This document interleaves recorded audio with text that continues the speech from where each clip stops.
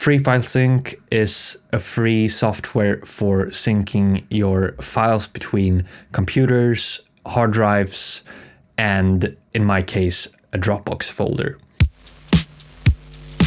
Even though I spend most of my time mixing or editing in my DAW, I still need a lot of apps to complement my audio workflow. For instance, you need to deal with feedback from clients and listen to files outside your DAW.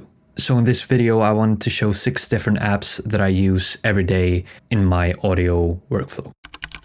I'm somewhat new to Taskade, but it has pretty quickly become a dear friend of mine. I use it every day as pretty much a second brain where I keep my notes, I plan my days, I keep feedback from clients, and I also use it for writing the script for this video. So Taskade is an advanced note-taking software where you can invite people to join your different projects. You can keep different workspaces for your personal and work-related tasks, and you can make folders and projects and sub-projects to really structure out your notes and the things you need to remember.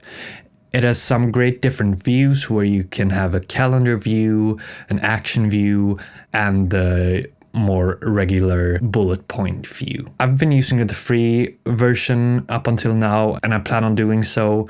There are some advanced features that you get from paying, but so far I've been fine with the free version. They also recently added ChatGPT support, so you can expand your thoughts into full articles or get help summarizing some of the things you wrote.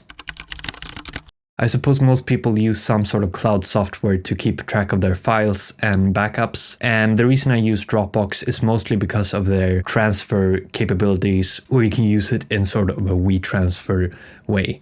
But I also use this for backing up things, and the reason it made it into this video is mostly because of the next software. So FreeFileSync is a free software for syncing your files between computers, hard drives, and in my case, a DropBox folder. I've noticed it's pretty hard to keep track of files when you work on different computers. And if you work from within your DropBox folder, how I did it in the first place, and that can get pretty messy if you lose internet connection and you mess up the timestamps of your different files. That's why I like to keep FreeFileSync as software to sync to my DropBox folder at the end of every day or a couple times every day. Sometimes you don't want to open your DAW to listen to revisions or masters or whatever. Sometimes you just want to play the music directly from your computer, but the default players in Mac and Windows aren't exactly great. That's where I found the ResonicPlayerBeta to be a great way of listening to music on your computer. I like it because of its A/B features and that it's extremely fast and has a great explorer. The beta seems very stable and probably shouldn't be a beta for much longer. Unfortunately, it's only Windows at the moment. It's easy to forget when you work with audio that you stare at the screen the entire day, and that's where I like to use some tools for reducing eye strain. Both Mac and Windows have built-in sort of night shift modes where you get a little more yellowish screen at later times of the day, but I do like the F.Lux software for this because it gives you some more options for specific Kelvin settings and also works well on location-based night shifting.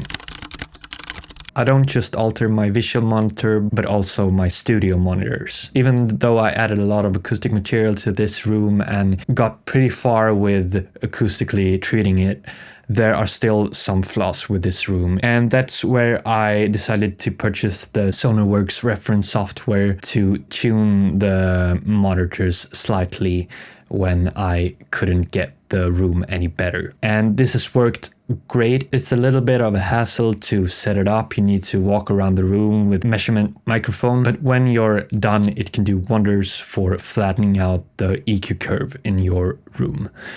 If you don't want to go through the hassle of measuring every single time where you make like a small change.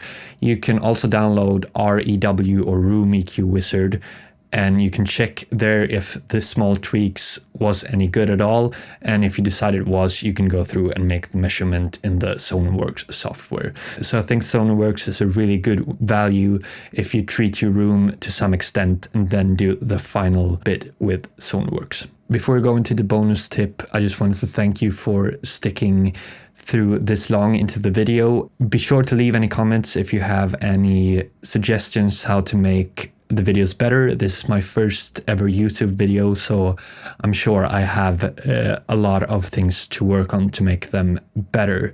If you want to support this in any way, you're very welcome to subscribe. I will make more videos on mixing, podcasting, and audio related stuff in general. I also made a ton of shorts that are available through my channel as well, with audio hacks, small mixing tips, and free plugins. I'm quite new to Microsoft Power Toys, so I haven't used it to the full extent as of yet, but I thought it could make it into this video because of some of the features I've already been using. I really like the power rename feature for music producers. At least it's great to be able to rename multiple samples at once or make them upper or lowercase and things like that. I also like the Find My Mouse, where you get sort of like a circle around your mouse if you somehow lost it. And also the stay on top function is great, where you want a window to stay on top of every other window. And that about wraps up this video. Thank you for watching and see you in the next one.